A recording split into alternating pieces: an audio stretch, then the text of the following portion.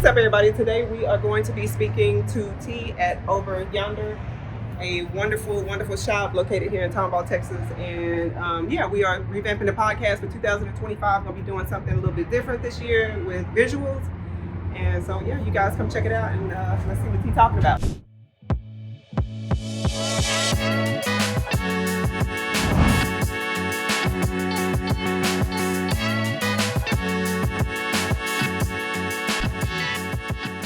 What's up, everybody? We're here live and direct with Royaltee Cutz, SOB podcast. We're in here talking about everything, style our business, style our life. Let's keep creativity alive. Hey, what's up, y'all? Thanks so much for tuning in and checking out another hot episode of SOB Style of Business, a podcast. This is your girl, Keetria, back for 2025. And today we're doing something a little bit different. I'm actually on site at Over Younger Barber Shop, and I'm going to be speaking to a awesome barber here today by the name of T. He's going to give us a quick introduction of who he is, what he does, and we'll get into his lifestyle as a barber and also just talk about some of the inspiration and how he got started. So you guys listen up and check out today's show. Hey, what's up, T? Thanks for tuning in and checking us out. Give us a quick introduction for us. Hey, how you doing? This is Royaltee Cutz, a.k.a. Terrell Russell. You can follow me on Instagram at Royaltee Cutz, RoyalTeeCutz. Great content, great laugh, motivation, all that good stuff, you know? All right, y'all heard it right here. So let's start by tell us a little bit about your background and, you know, how you got started. So I'm originally from California. I was brought up in NorCal my entire life. I was playing football out in Sacramento. Ended up having a slip disc in my back coming out of high school. Couldn't really play football anymore. Kind of got caught up in the regular work world. Kind of figured out it wasn't really what I wanted to do. I've always been a person that feels like you got to always be working towards something. I just seen a barber school commercial and was like, you know what? I'm going to just go. They said fast food. I was like, the worst I could be is the first time I cut hair. And then it just kind of gave me a motivation. It kind of gave me a different outlook on life, entrepreneur outlook, a different way of saying I felt I could do it.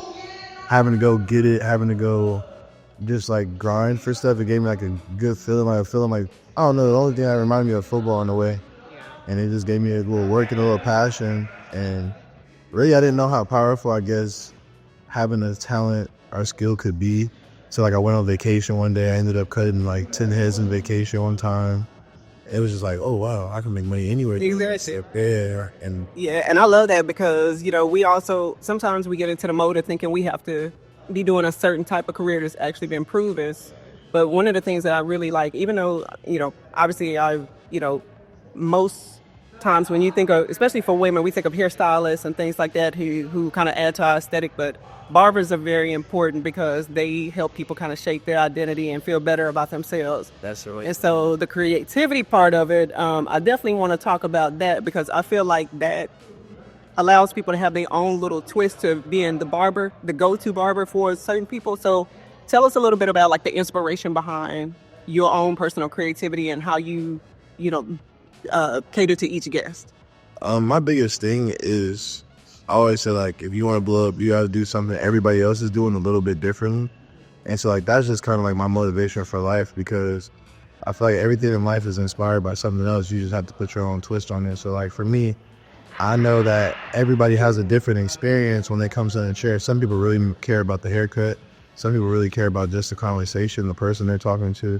So, like, for me, I try to more so just find out, like, what my customer, my guests, they, you know, kind of acquaintance, what they really want, what they need from me, you know, most so to say, of course, quality haircuts, you know, speed of service, conversation. Some people honestly just come in just to blurt out and talk about their life you're in a certain way. So it's like, Anything, right? yeah, you know, some people really care about that and just the conversation. And then some people that just want you to get in and out, they don't want nothing to say to you. So it's kind of like everybody in life is going to have a like different want or what they feel like is good to them. So I feel like that's the biggest thing for me is trying to cater to exactly each one of my personalized clients and stuff, you know.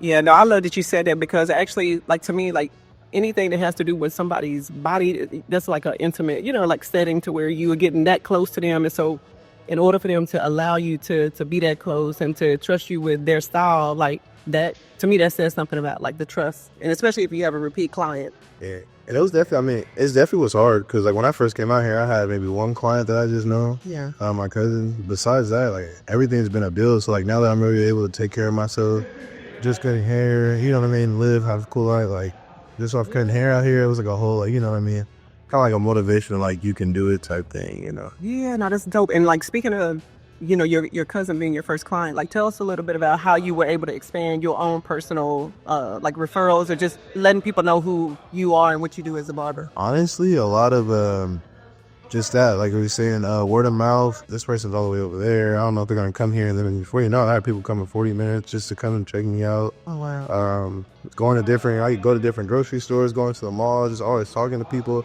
passing out cards. I'd say the biggest thing in life is like never to be scared of rejection. Like you're gonna fail 1,000 times, or I don't really call them failures.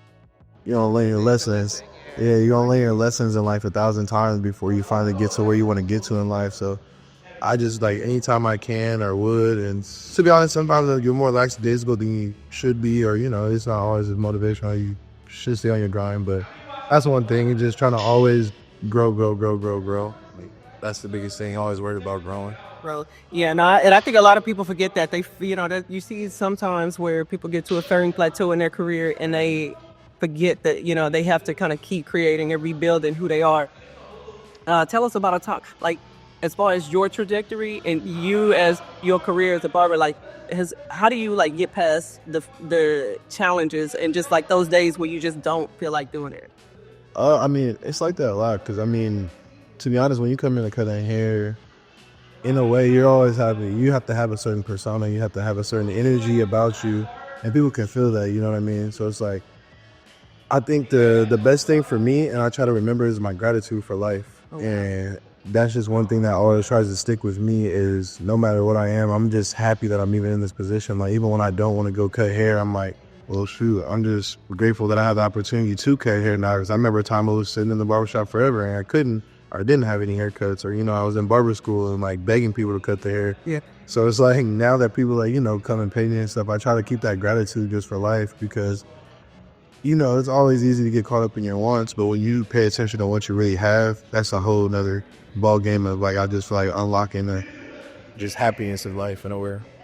Exactly. No, I couldn't agree more. And speaking of just happiness and just living a life, or I'll say like a lifestyle that you can enjoy personally, because it's not, I mean, obviously now it's more of a normal career path a lot of people take, but it's not a traditional in a sense.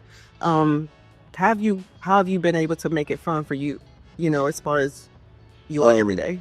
Definitely. I mean, I feel like setting goals, honestly, with people I'm around too, the environment I'm in, they're like, we're like family around here. So it's like, they make it off, you know, very fun too. Cause it's like my family away from family, basically, you know, from all my family being in California still. So like, I feel like for me to still make it fun, like just trying to outdo the version of me yesterday, just being that 1% better every day and trying to be and realizing to myself when I'm not being that better version. And I don't know, I have fun growing. I have fun accomplishing goals. Like that's just something that I love to do. You know what I mean? I love to reroute planning and brainstorming. So I always said don't leave yourself. yeah, that's cool. You a New Year's resolution type person? Yeah, definitely. You been doing it? Definitely. Yeah, I've been a lot better this season. Cool. All right, so let's get into some of the fun stuff. What is the weirdest request or the craziest style or just whatever? Like, give us one of your weird stories or weird haircut. It's just crazy because it didn't happen to me, but it happened to one of my co-barbers in here. But they asked him to put Morse code design in his head, and that to me was just baffling. I was just like, I've never. How do you even come out? Yeah, I don't know. I was very confused. But yeah, they wanted him to put Morse code in there. I was like, that's crazy. Yeah, no, that sounds like how would you even do that? I was baffled. But I mean, that's probably like just one of the craziest, funniest things I've ever seen.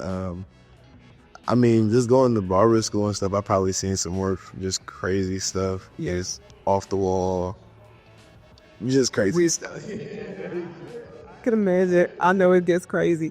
And speaking of crazy, I want to get into like some of the different cultures and lifestyles. We know like some of them can be crazy. You got the fashion trends. How much does like culture and fashion play into somebody coming in and say, hey, I want to request this style or something? Uh, What are some of the like newer trends that you're seeing with haircuts? Oh, definitely. I mean, any type of like blowout mint taper, those are like huge right now. I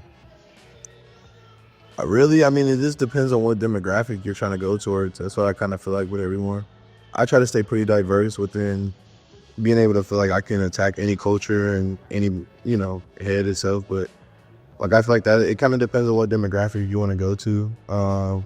Like for me, I have a tail. Everybody looks at me like, "Oh my god, are you from Dallas?" Exactly. Where you coming from? Yeah, so it's like, I mean, it's just different styles for everyone. I can't talk because I change my hairstyle probably like once or twice every month or so. So it's like, I don't know. I change mine all the time. I just like to switch it. Nah, that's dope though. That's how you got to be up to date with the culture is though. So that's cool.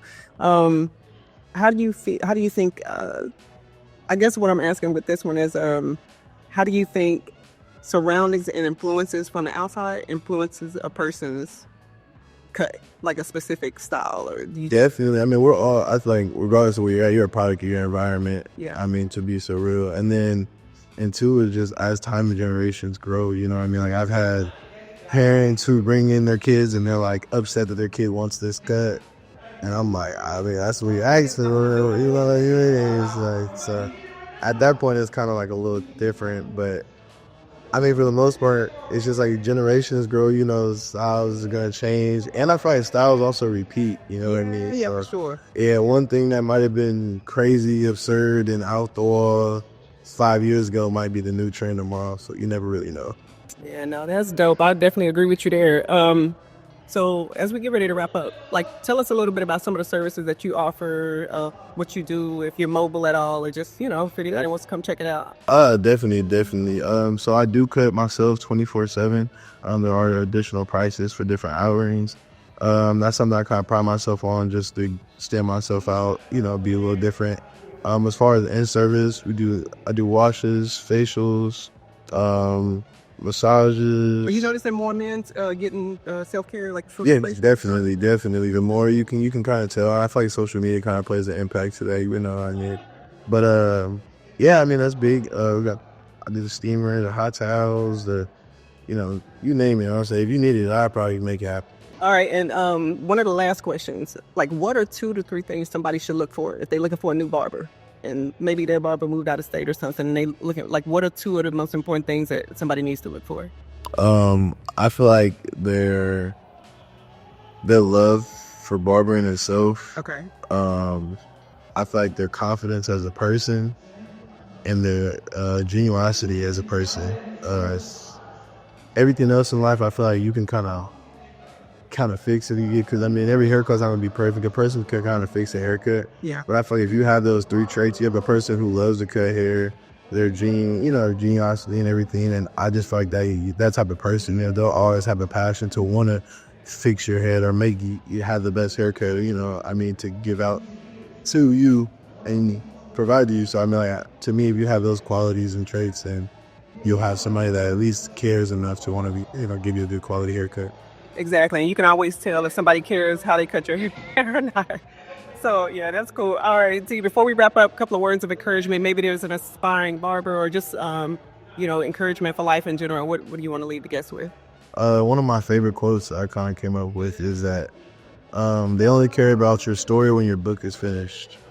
So I kind of tell myself that every day, that until you get rich, the Lord forbid, or, pass away or anything, people don't really care about your story and what you went through until you kind of get to that end moment. So always keep going and strive harder and harder, because the story isn't finished. You know what I mean?